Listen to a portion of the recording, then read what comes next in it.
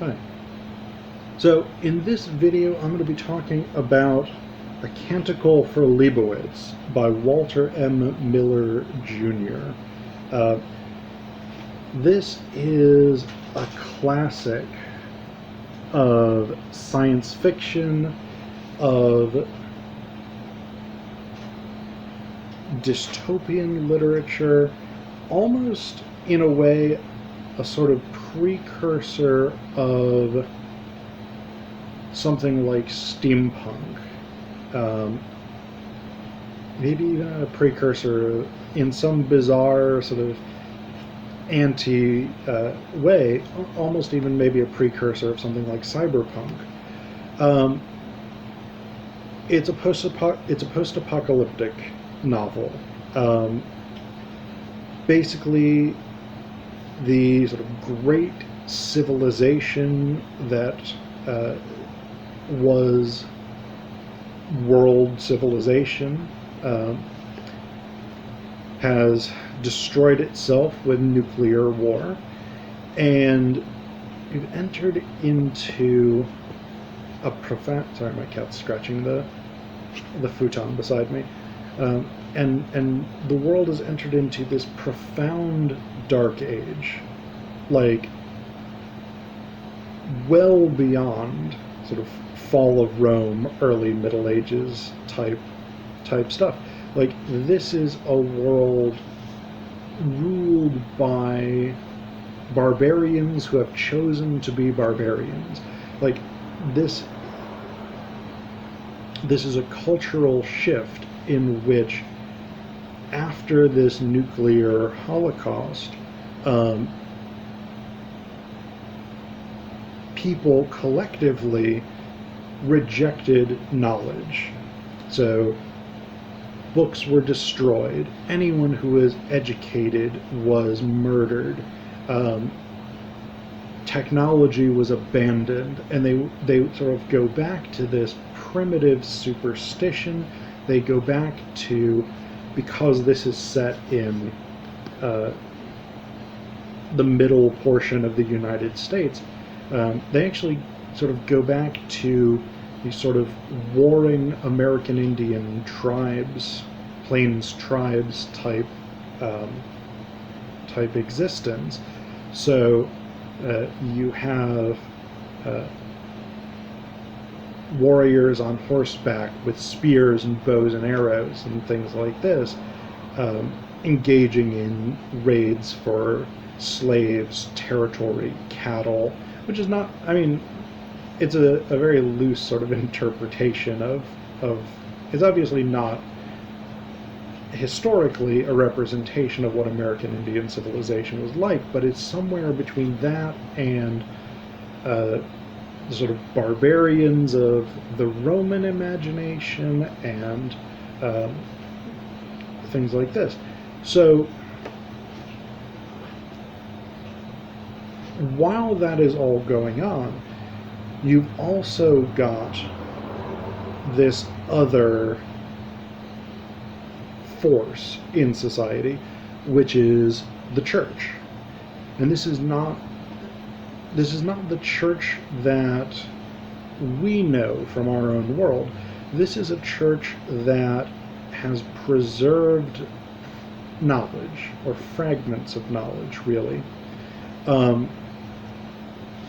The new saints are mathematicians, physicists, chemists, people who, in the world that didn't reject knowledge, were producers of knowledge. And so Liebowitz is one of those people. From what we can gather from the monks' vague, patchy knowledge of him, he was a not tremendously important physicist who seems to have worked on the Manhattan Project or some other sort of nuclear project. But he's the patron of this particular monastery where the first third of the novel is set. Actually, the second third, the first 2/3 of the novel, I believe. But the monks have preserved these bits and pieces, these fragments of books, fragments of blueprints, sketches of technology, images, things like this. But what's really kind of interesting about it is that they make no attempt to understand anything. It's purely preservation. Like, they're not. The church is an order devoted to retention rather than comprehension. So, like this character in the first section, in the first third of the book, Brother Francis, who discovers this trove of stuff that they determine, possibly questionable fashion, to have belonged to Liebowitz, and which they use to make the case for his sainthood. Francis spends years preserving, duplicating, and then creating a sort of illuminated version of a blueprint for transistors or something like that. Like, he doesn't know what it is, and he has the question of what is this a representation of, and how might that knowledge be useful, is simply outside the scope of his interest. What he does, what his function is to copy the material exactly, in the hope that someday someone will come along and say, oh, maybe learning and knowing some stuff is a good thing.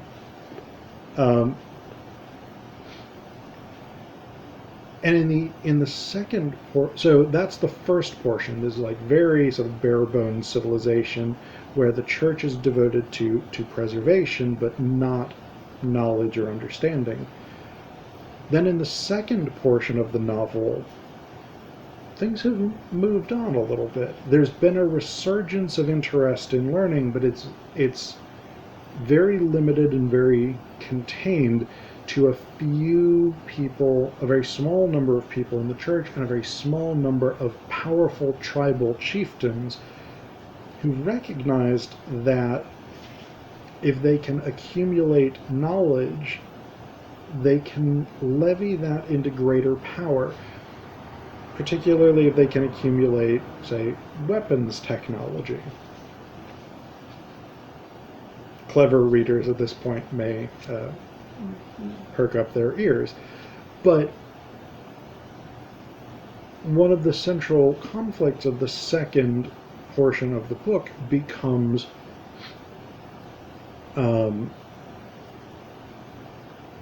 this conflict between the conservative approach of the church, who wants to keep knowledge preserved without necessarily ever using it, versus these few bright sparks who are starting to say, actually, we can read these documents, we can interpret them, we can figure out what they meant, and we can try and build some of these things. So, like in the second portion, some of the monks actually build an electric generator, which is powered by a monk riding a homemade bicycle, but it works. Like, they power an electric light bulb, which no one had done for thousands of years before this. And so that sort of movement toward progress is our second phase. And in the third phase, we have a technologically advanced society. We have a version of cars, we have space travel, we have all this different stuff. Still the church playing a major role in terms of preserving, but also in terms of now developing new knowledge. But the secular authorities have also become substantially more powerful. And so one of the things, the central conflict really of the third section is rumors about nuclear war and the international tensions that are boiling over at this time. So, conflict between the North American powers and the East Asian powers, and the European powers and the African powers and all these things. There are accusations of secret attacks. There are accusations of the other side putting weapons into orbit. And this was published originally in 1959, so this would have been the kinds of fears that were very, very current at that stage. I mean, this is sort of early high point of the Cold War, with the terror of nuclear annihilation, mutually assured destruction, the space race, and so on and so on.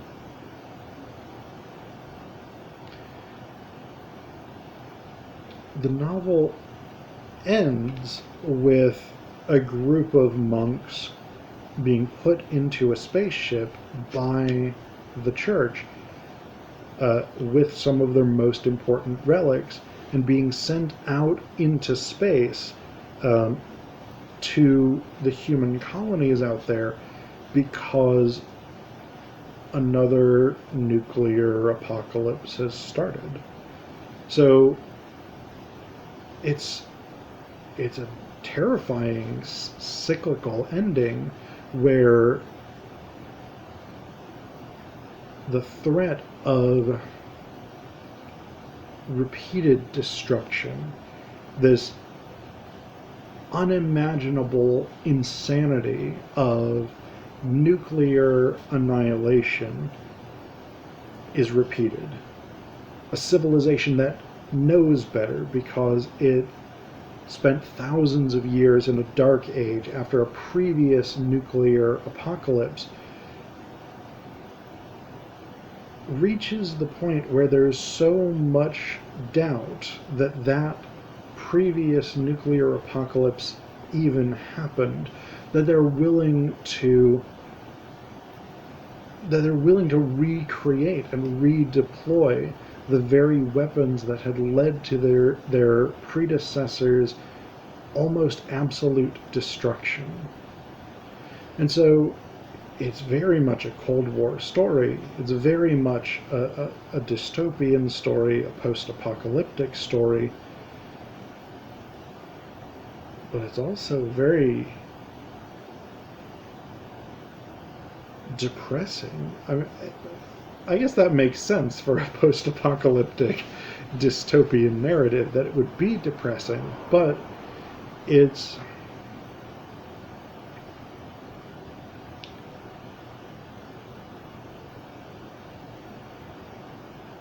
seems to abandon all hope for a better future. It seems that Miller comes down on the side of